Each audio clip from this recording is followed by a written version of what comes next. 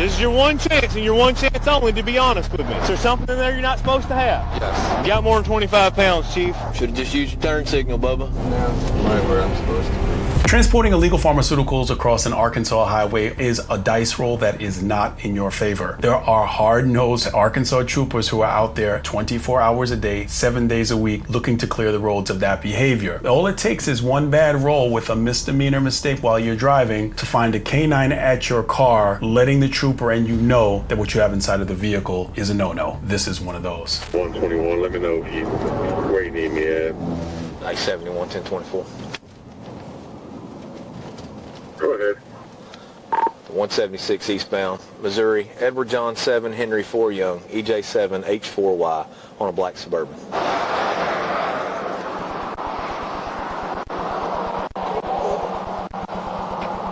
How you doing today, man? How are you, sir? I'm good. My name is Trooper Blackerby with the Arkansas State Police. Yes, sir. And the reason why I pulled you over, Mr. Miller, when you change lanes, brother, what are you supposed to do? No, you didn't. Not when you went from the left lane to the right. I figured you just tired or not paying attention or something. I was talking to my fiance. Okay, well, I mean, that happens. I mean, hey, man, look, I just appreciate you being honest about it. Like I said, I promise you I'm not making that up. I was like, well, he didn't signal, but you have to understand part of my job is to prevent some of these crashes. Well, because here's the deal, man. First it's, hey, I forgot to turn my blinker on. Then it's, hey, now I'm running over here over this white line. And then, hey, next thing I know, I've center punched a tree out here in the middle of the woods.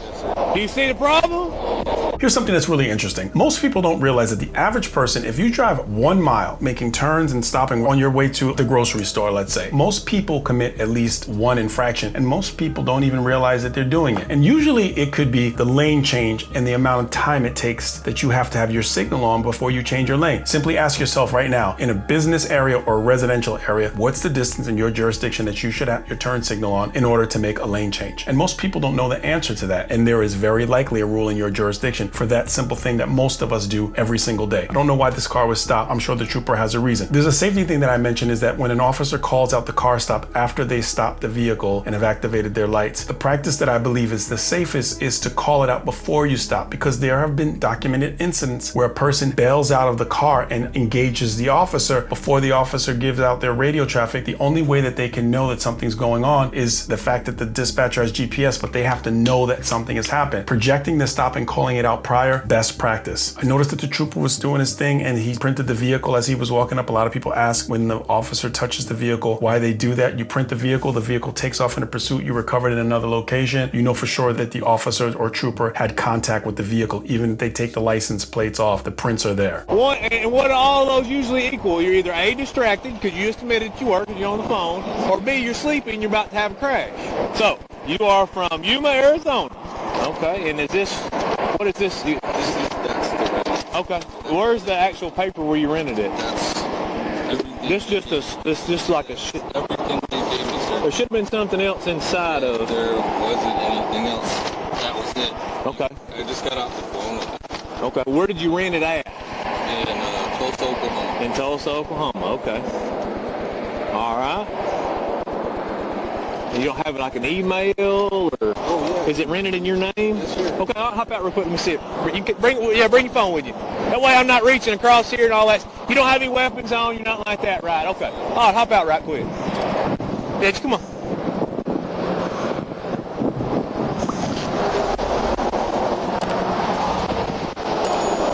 No pocket knives or pistols or nothing. I'm just gonna pat you down real quick. Okay, you're good. I don't know you. You don't know me. Don't take offense to it. No, it's okay. So quickly, I want to talk about something, and I want you to observe how the trooper is watching the subject exit his vehicle. He's watching him intently because when you see that, it's good officer safety practice that you don't just let them blindly walk around the vehicle. In fact, sometimes you'll see the officer watches them before they even get out of the vehicle to make sure that they're not going to encounter a person with a weapon coming from the blind side of the vehicle. But it's good that I saw the trooper checking him out. No, that's fine like that. I don't know you. You don't know me. So you say you can pull it up on an email or something? No, that's okay. That's okay. So you say you rented it in Tulsa? Yes, sir. Okay. You rented it in your name. I mean, rented my name. Okay. Where are you headed to today? Atlanta to see my friend. Atlanta to see your friends. And pick up my buddy and his grandmother to bring him back to Tulsa. Okay. Whereabouts in Atlanta do they live? Canton? Canton, Georgia? Yeah, Canton, Georgia, right outside of Atlanta. I'll be lying to you. You don't know the address? My buddy's, it's Gary Schroeder. I don't know Gary. I could call you, get his address. No, I'm just curious, you know. Okay, so interesting. We're from Arizona, driving through Arkansas, rented a car in Oklahoma, and we're going to Georgia. Is any of that illegal? Absolutely not. Free country. You can do all of those things. But is it a bit strange? Yes. And does it become suspicious coupled with other things, especially if part of what your law enforcement function is to be interdiction to stop illegal pharmaceuticals from traveling? So you start to see how this wall gets built around some really kind of suspicious behavior. You seem nervous. You okay? Or are you just tired? Or I'm not. My fiance setting up a wedding. okay. And I just got the cost for it, Right. along with the remodeling of our kitchen. Right. It's very distracting, and I'm distraught right now. Okay. Not up to Can I call them? You can in just a second. So let me ask you a question, man.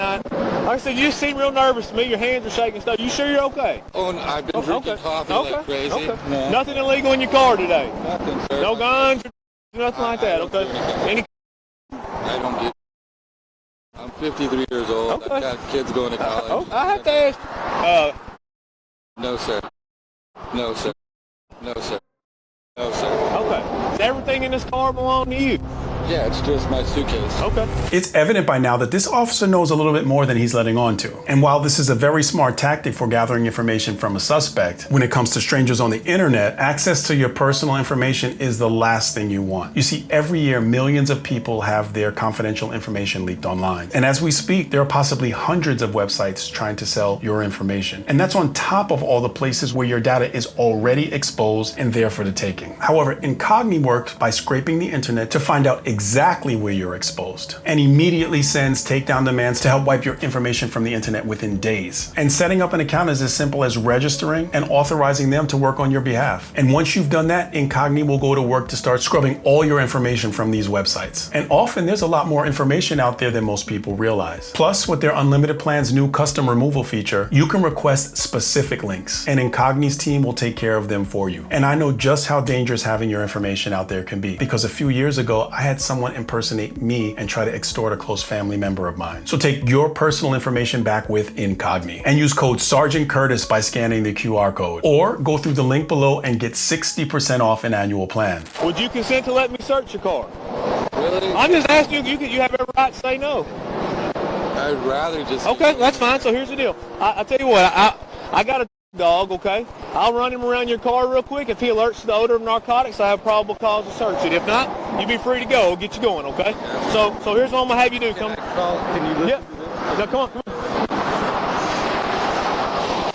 I'll be real quick with this. If you just stand right here for me, okay?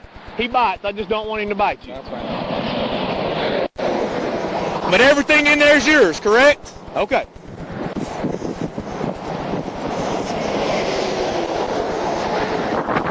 That face on the trooper says basically everything. This situation is escalating in the trooper's investigative mind. Let's talk about some things here. We see where the guy is standing and where the trooper has placed him. It's a very strange travel route. Is that illegal? Again, no, it's not illegal. Extreme nervousness, that can seem very suspicious. I mean, would you be nervous if you got stopped by the police? Yeah, there's basic nervousness, but there's extreme nervousness, and that's something that the officer is going to take into consideration. Is that illegal? Absolutely not. But these pieces are starting to get put together. Is this corridor a corridor that's utilized from people who transport illegal pharmaceuticals? If it is, then yes. Is it illegal to travel that corridor? Obviously not. But is it also part of the puzzle? Oklahoma was mentioned as a state. Is Oklahoma known as a state that grows a lot of the green pharmaceutical? Is that illegal that you went to this state? Absolutely not. But if you start to put together the puzzle, you start to see where the officer's investigation is going. Is that enough to have a free air sniff around the vehicle and you have the canine right there? Absolutely absolutely according to the law. So that's where we are. I like where the trooper said he bites when he talks about the dog. That's very, very intentional. If the person isn't going to run or do anything aggressive to the officer, that's just kind of like letting the person know, a warning that if you try to do something that you're likely going to encounter something very unpleasant. Very smart without being aggressive. Now here I want to cover something that is definitely not the best practice when it comes to officer safety. Even though there was a pat down conducted, it wasn't a very thorough pat down in my opinion, and to let the subject walk behind you is not the ideal practice in any kind of circumstance. In fact, when I reviewed my video of myself, I remember noticing that at one point I had let the subject walk behind me, and that's not something in law enforcement that you want to do.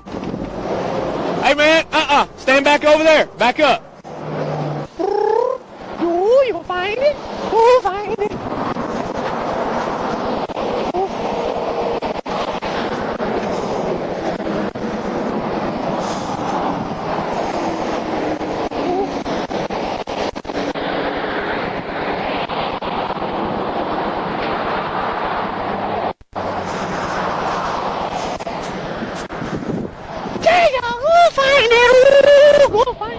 Okay, I want to talk about something here. First, let's just talk about what's likely going through this guy's mind when that happens. But I want to talk about the legality of what's going on here. There's a really interesting case. It's U.S. versus Tuton, T-U-T-O-N. It's an Arkansas case. And what's really interesting about this case, it was a 2018 case, and I mentioned it before. The trooper mentions this term called a profound alert. And a profound alert is something that the canine does that even a layman or an average person would say that that was a change of behavior, or they would notice that that was an alert. And that was a profound alert. Anyone, even if you have no understanding of canine, you will see a change in behavior of that dog that was very noticeable. And I'm sure that that subject who was driving the car that was on the phone, I can only imagine what he says when the dog does what he did at that point. Look up that US versus T-U-T-O-N case. It's a really interesting case to read. The trooper goes into a lot of detail about the different types of alerts. I love reading stuff like that. Those of you who like that, you'll find it interesting. That's all. Go find it.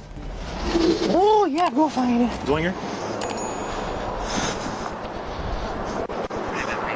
What you want me to talk to? I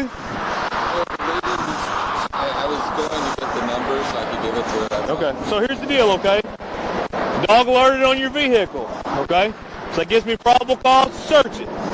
So this is your one chance, and your one chance only, to be honest with me. Is there something in there you're not supposed to have? Yes. What's in there? Yes, sir. You're admitting you have in your vehicle? Yes, sir. How much? I'm not going to lie to you. How much? I think it's 25 pounds. You think you have 25 pounds? Okay, turn around, put your hands behind your back. Put your hands behind your back. Listen to me, okay? I appreciate you being honest. You have the right to remain silent, okay? Anything you say or do can and will be used against you in court. You have the right to have an attorney present before you answer any questions, okay?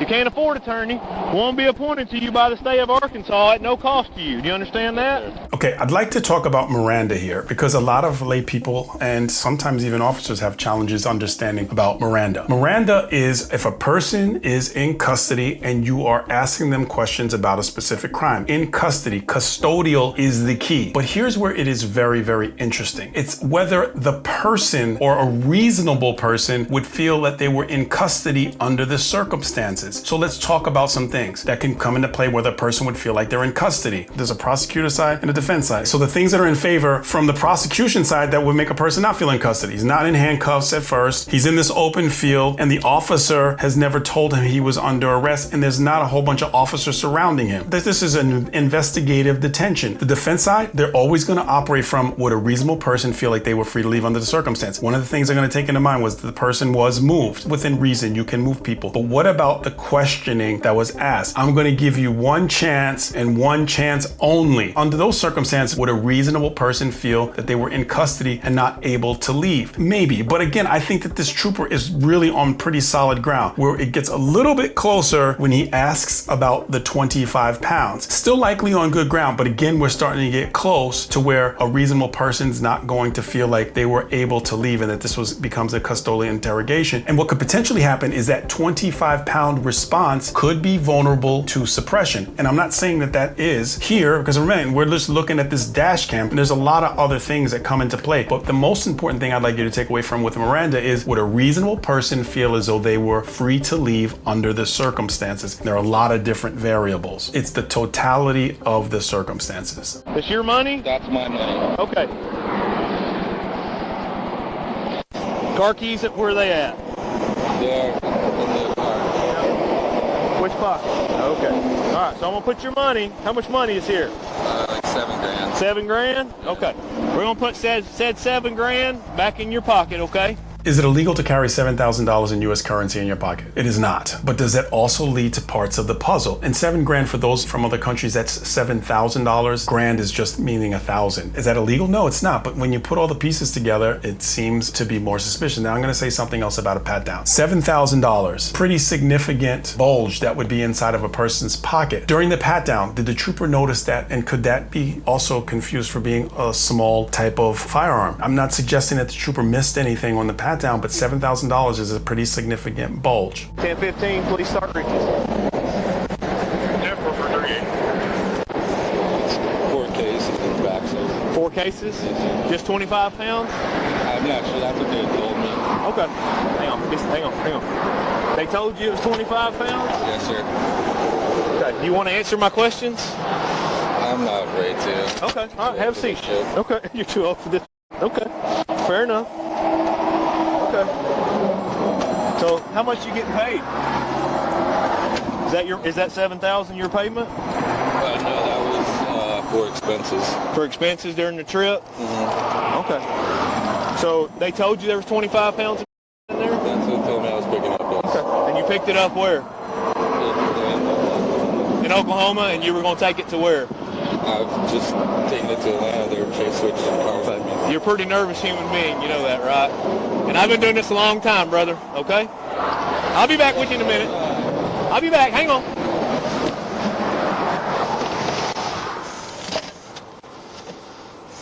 What am I looking at?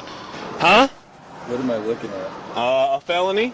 I've said this before in these videos. I mean, that look on the face, if you were to go to all the videos and look, there's one point that the person that's in that back seat has that look on their face like, why did I do this?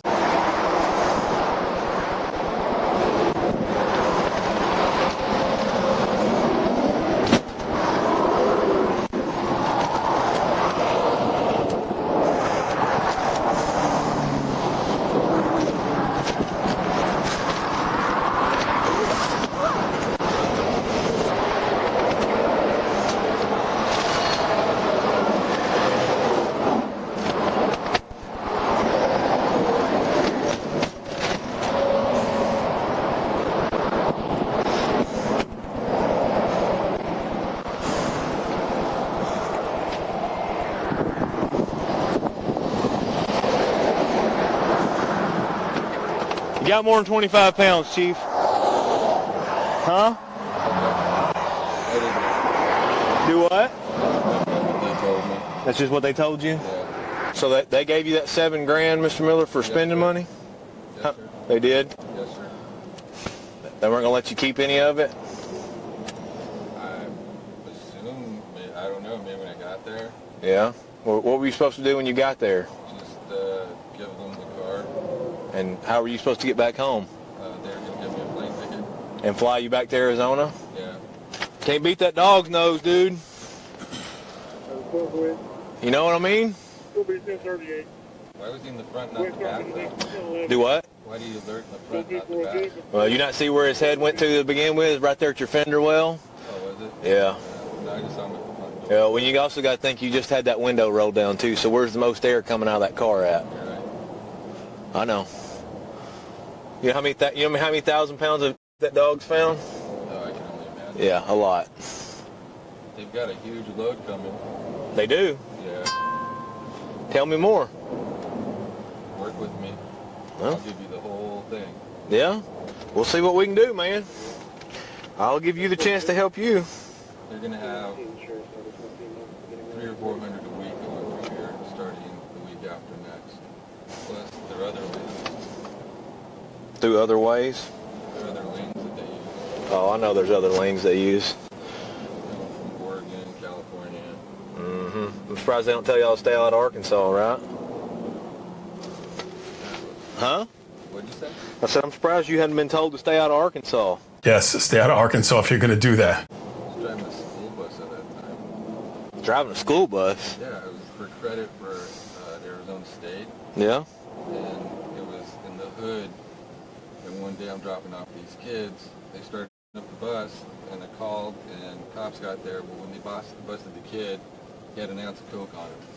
Oh. So they had to put up this girl to say that I did all kinds of things and everything. And, you know, when the kid says that, they take it serious, you know. So I went through hell for like 3 or 4 months until they finally figured out they were all lying and put them up to it. But the shit that sucks is it stays on your f***ing record. Yep. Yep. Well, it just shows that you had a charge. It doesn't show that you had a conviction. Yeah. Should have just used your turn signal, Bubba. You know? Yes, sir. We wouldn't even be talking right now. No. I'm right where I'm supposed to be. Yeah? This is classic, and I've mentioned this many times when I've told you about the old school police saying, take care of the misdemeanors and the felonies take care of themselves. These troopers, their stops are almost always misdemeanor stops that turn into these felonies. And I've seen this trooper before. This isn't even a big amount for him. This guy gets, I imagine hundreds upon hundreds of pounds of stuff. And it's back to the take care of the misdemeanors and the felonies will take care of themselves. I just look at this way, everything happens for a reason. You know? That's true. Here, this is going to be one vehicle that is towing 2 other vehicles on dollies.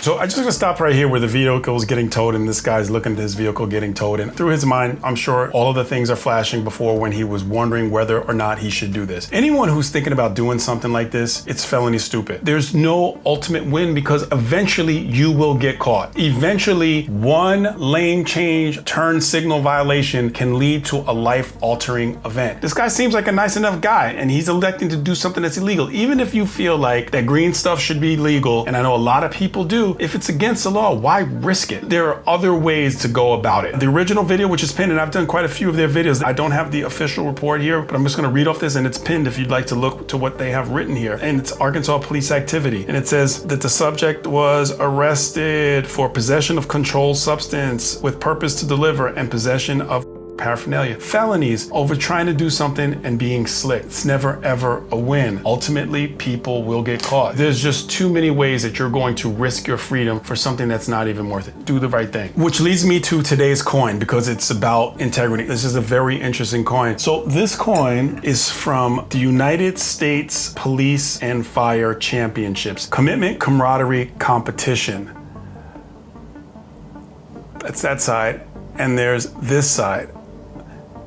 So let me just talk to you about this coin, okay? So this is from the person who gave me permission to say their name, and I'm just gonna read from the letter that came with it. Sergeant Christopher Curtis, I'm incredibly proud to share that I recently competed in the U.S. Police and Fire Championships in swimming, which I successfully won 7 gold medals. Building on this momentum, my next major milestone is to travel to Perth, Australia. Shout out to the Australia people, the Aussies that watch. A lot of you guys watch. Traveling on March of 2027 to represent our community and compete globally in the World Police and Fire Games. As a symbol of solidarity and shared dedication, I'm presenting you with a unique challenge coin from the U.S. Police and Fire Championships. This token is designed to serve as an intentional prompt for individuals to critically reflect on their physical health and functional conditioning. You're always messaging to the officers in your videos, are you in the shape to be in the fight of your life? To challenge them to think about their physical health, so I figured this challenge coin would be a good representation of the sentiment. So this is one of those. This is from Brock Sheila. So Brock Sheila, also the winner of 7 gold medals, sent the channel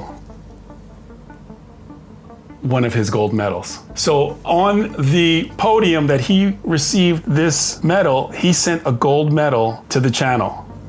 Promoting sport and physical fitness among the first responders. This is definitely one of those. So those of you who don't know about the Police and Fire Games, the U.S. Police and Fire Championships are one of the nation's premier athletic competitions for active and retired law enforcement, firefighters, corrections, and first responders. The World Police Fire Games are an international Olympic-style competition bringing together thousands of first responders from around the world to compete in dozens of sports. They celebrate fitness, camaraderie, and excellence in law enforcement, firefighters, corrections, and other first responders through world-class athletic competition. So again, super shout out to Brock. When he's in Australia, Aussies, please support Brock to win some more medals. But you guys actually are really good at swimming. I remember that you guys did a number on us one of those Olympics ago. I can't remember which one it was, but shout out to everyone who's with it. Look yourself in the mirror. Only you can answer the question. Are you in the shape to be in the fight of your life? And it's not only police officers. All of us have someone or something that we love, that being in the shape of the fight of our life is what we need to be in order to take care of a situation. If you like this kind of content, like the video, subscribe to the channel, and click on the video that's on your screen for more content just like this. Go Brock. And don't forget to sign up for Incognito to protect your personal information by scanning this QR code on the screen or by using code Sergeant Curtis to get 60% off an annual plan.